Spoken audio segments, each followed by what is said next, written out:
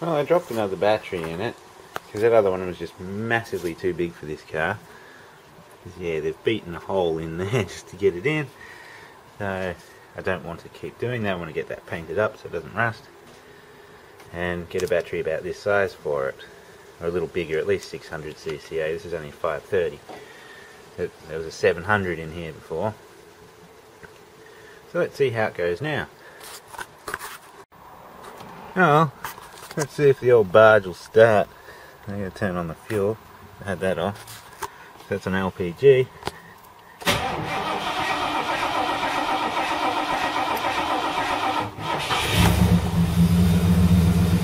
And it's like the timing's too advanced in this.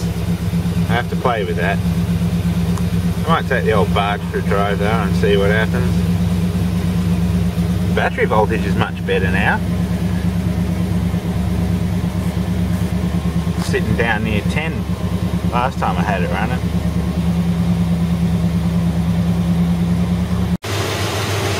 Well, it's definitely running better now. I've had a little bit of a fiddle with everything. Sounds nicer. Even from the back it sounds more mean.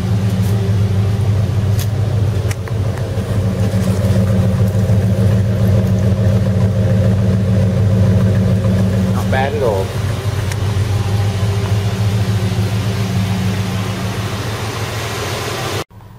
Well, I've been for a bit of a drive in this. I think the rear wheel bearings are stuffed. It's a pretty noisy diff.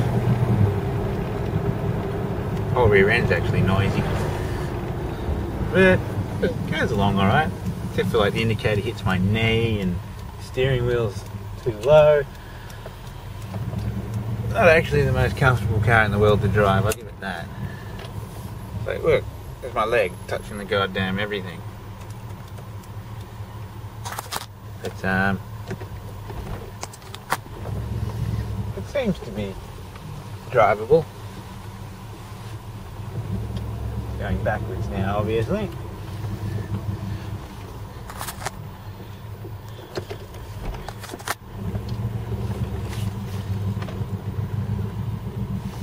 Yeah, very noisy rear end. Now I'll put the windows up if they'll go up for me. Very slowly. Passenger one won't go up. In here.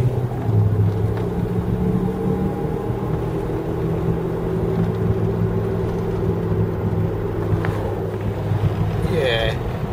I think it needs rear axle bearings. And probably just a diff rebuild. That's sort of common for the old 9-inch. At least I can turn the indicator off with my knee.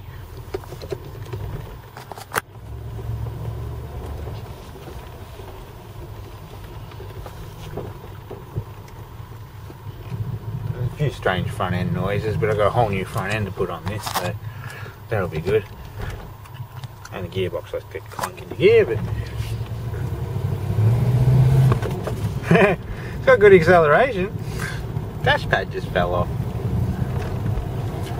That might be like an issue.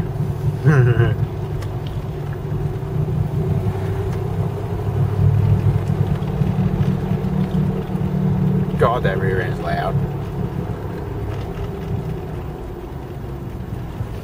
It really is like driving a barge. So big. See if I can get it into my driveway.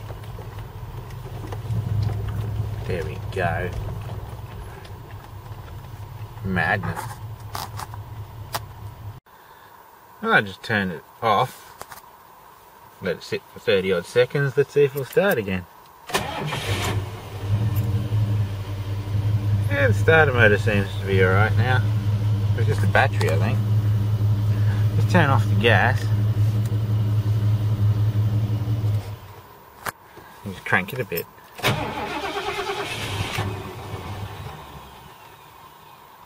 Starter sounds alright.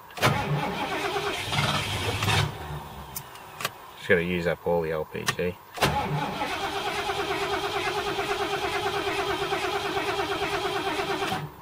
Yeah, starter sounds fine. I'll turn the gas back on. Stupid immobilizers come on. Need 2 hands for that. Stupid bloody stupid thing. There we go.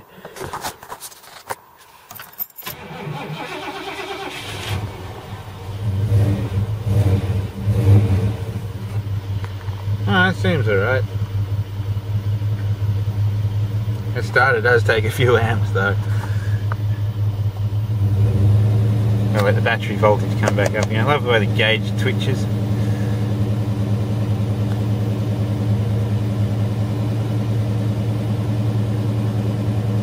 Must be the controller for the rest of the gauges, like fuel and temperature and oil, which just doesn't seem to work, which pulses the power to the gauges.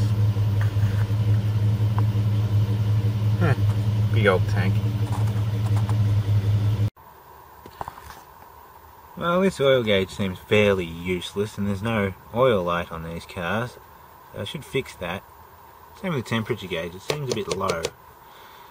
So, but yeah, that's with the ignition on but engine not running. Let's start the engine and see what the oil gauge says.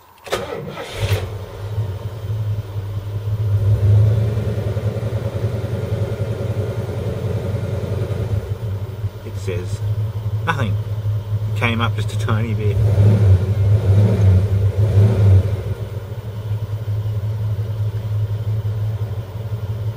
So that's ignition off, ignition on, and start. I